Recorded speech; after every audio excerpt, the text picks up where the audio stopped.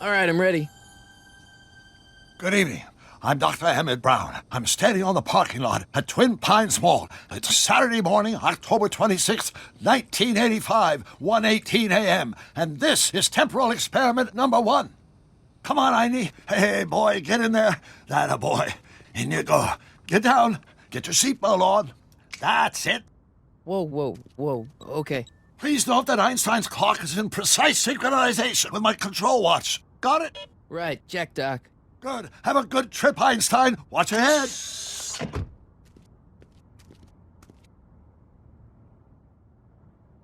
You got that thing hooked up to the car? Watch this. Yeah, okay. Got it.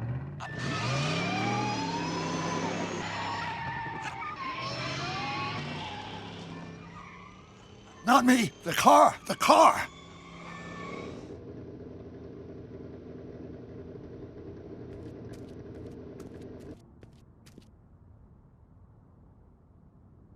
If my calculations are correct, when this baby hits 88 miles per hour, you're gonna see some serious shit.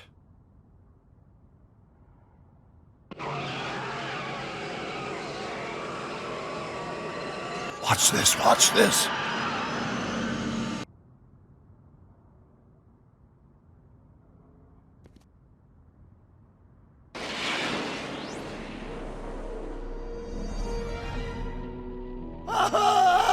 What did I tell you? 88 miles per hour! The temporal displacement occurred at exactly 1:20 a.m. and 0 seconds! Ow! Doc, what happened to the car? Calm down, Marty. I didn't disintegrate anything. The molecular structure of both Einstein and the car are completely intact. Where the hell are they? The appropriate question is, when the hell are they? You see, Einstein has just become the world's first time traveler. I sent him into the future. 1 minute into the future, to be exact. And at precisely 1:21 a.m. and 0 seconds, we shall catch up with him and the time machine. Wait a minute, Doc. Are you telling me that you built a time machine out of a DeLorean?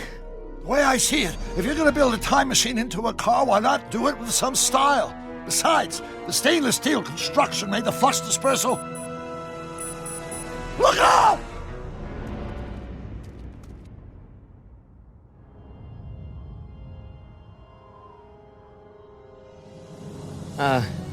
Doc? Huh, that's peculiar. Where's the car, Doc? It should have caught up with us 27 seconds ago. Doc, what happened to Einstein? No need for concern. It's probably just a minor miscalibration of the time circuits. Marty, could you get my notebook? It should be in the toolbox.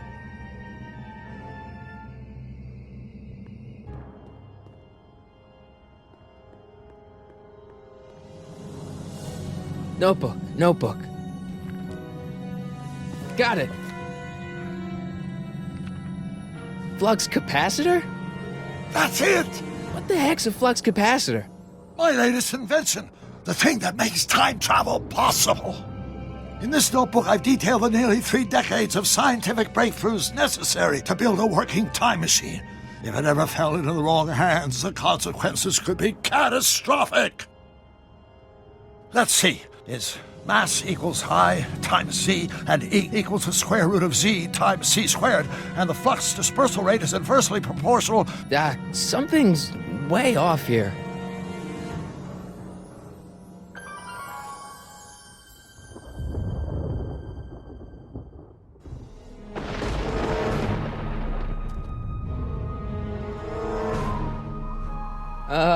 Doc?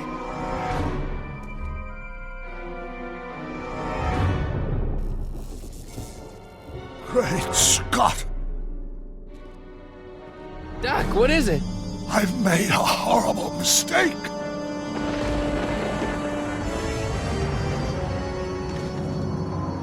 Doc! Doc, no! I'm sorry, Marty. Doc, come back! Doc!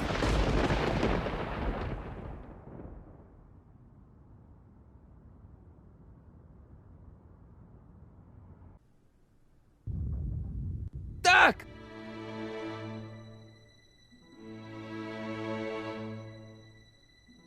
Marty, is everything okay? Yeah, Mom, it was just a nightmare. I was in the past, and Doc was there. Well, you're safe and sound now, back in good old 1986. But you'd better get up. Your father's waiting for you. Huh? Weren't you going to meet him over at Doc's? Holy crap, I'm late!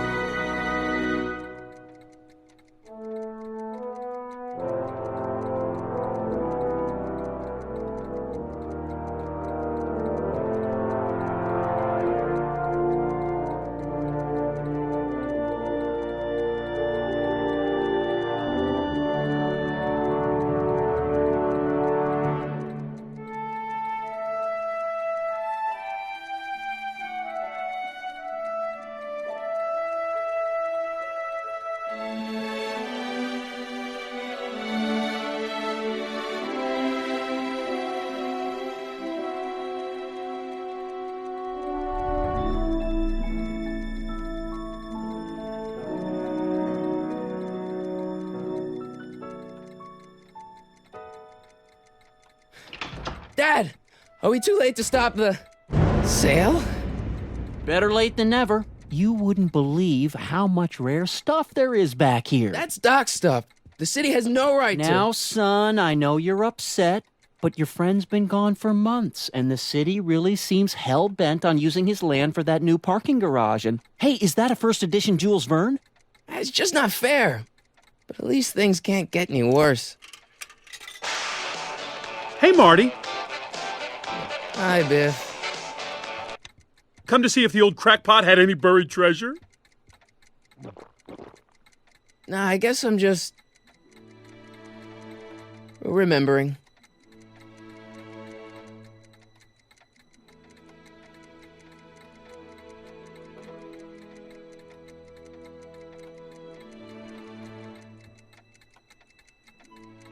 Hey, let me! Now, Biff, leave Marty alone. This is a very emotional time for him. Oh, sure. Sorry, Marty.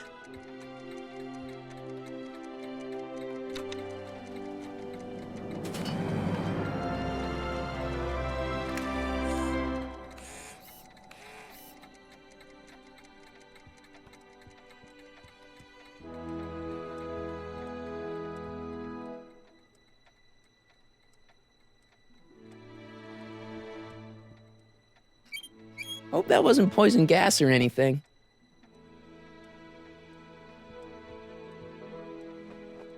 Hey, let me try, Marty.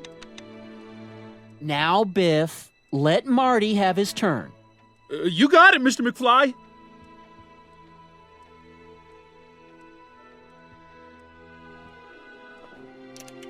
Enough of that junk. Now, Biff. Sorry, Marty.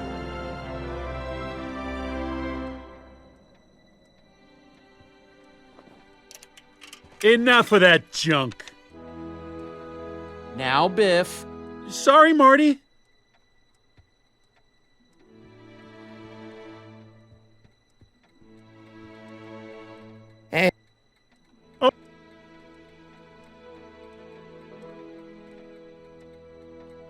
What are you doing here?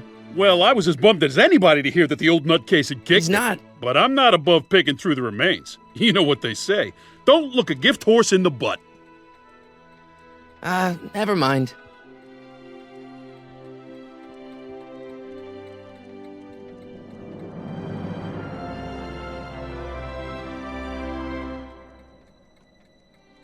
Who's running?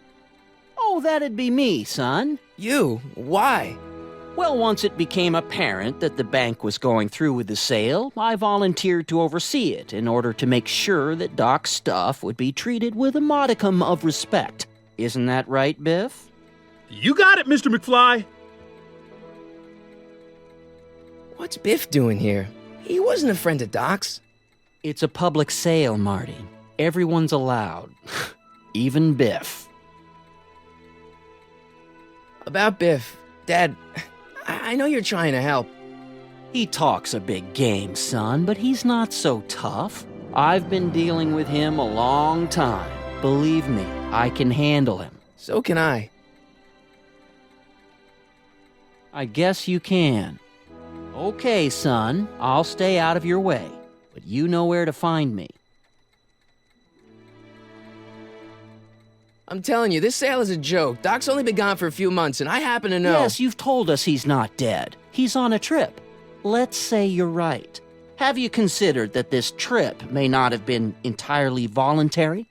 I hate to say it, but Doc's run up some pretty sizable debts around town. Maybe he's just hiding from his creditors. You got Doc wrong. Sure, maybe he's not so good with money. That's just because his mind's always on bigger things. But he's still a straight-up guy. He'd never run away from his problems. Well, you know him better than I do, son, but the bank is within its rights to sell off his stuff. Maybe you should try to find some things to remember him by before Biff grabs them all.